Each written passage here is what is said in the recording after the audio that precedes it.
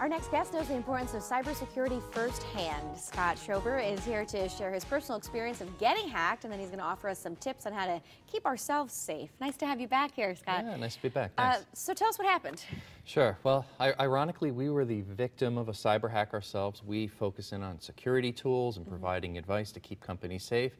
And the more you do that, the more you become a victim. And that's what happened with us. So our checking account was hacked, our credit card, our debit card, our Twitter, awful. our website, the list goes on and on and on. How'd you recover from that? Well, it took time. It actually became a federal investigation. Once the amount gets above a certain amount, then the bank turns you to fraud department, federal investigation. It's still ongoing, trying to find out what exactly happened, but it's slowly piecing together and we're finding out. So right away we had to say, well, we got to be more secure and improve our passwords and everything else across the board. So what type of hacks are there? How can this happen? There's a lot of different types of hacks, and it certainly can concern all of us because it affects each and every one personally, but probably one of the worst lately is these phishing attacks where they're really targeting people to gain further information. And that's where there's an attachment embedded in an email and it's so convincing you want to click on it because it looks familiar. We do that, then malware is downloaded, or it may redirect us to another site where they try to get more information about us. Wow, and is there any way to avoid that? Well, don't click on any attachments, number one, especially if it looks too good to be convincing, yet everybody does this every single day. So it's a tremendous problem, so just make sure you don't click on any of these attachments because they look too convincing. Got it, and then there's a computer pick, that type of thing? Yeah, there's all kinds of things there, and then certainly look at some of the other breaches recently. The one that's really concerning is this Office of Personnel Management, where the federal government was hacked, over 14 million federal employees, and again, there they may go targeting, and this was supposedly from China. It could be, again, phishing attacks, trying to gather further information for espionage or military gain, all kinds of things that are going to come out. Now, can you tell you're being hacked before it's too late? Is there something you could do, or is this usually once you realize it, you're in it deep? Yeah, unfortunately, it's usually you realize it after it happens and all the things we hear about responses to it, and that's what's so concerning. So you really got to take steps up front.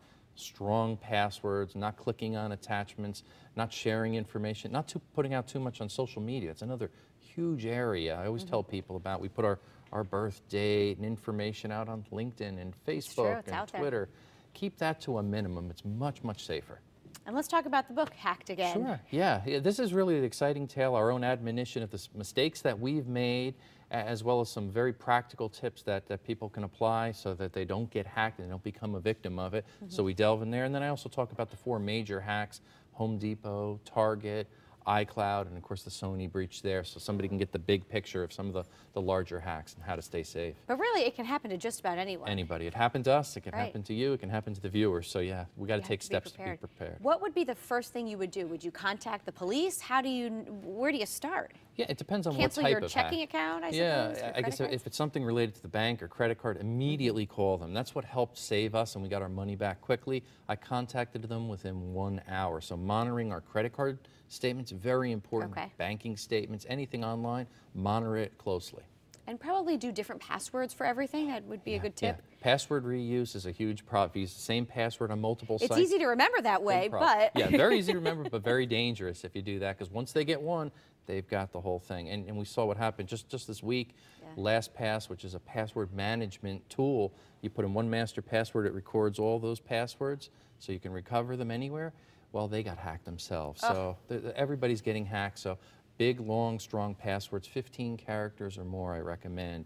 Numbers, uppercase, symbols. Just write them down somewhere, I guess? Write them down in a little black book and lock it up and keep it safe. There you go. Scott, where can we find your book? Hackedagain.com, and it'll be available on Amazon and all the other common places, Barnes & Noble. So on. Well, thanks for the advice today. Thanks for being here. Thanks for having me. All right, Ryan, we'll send things over to you in the kitchen.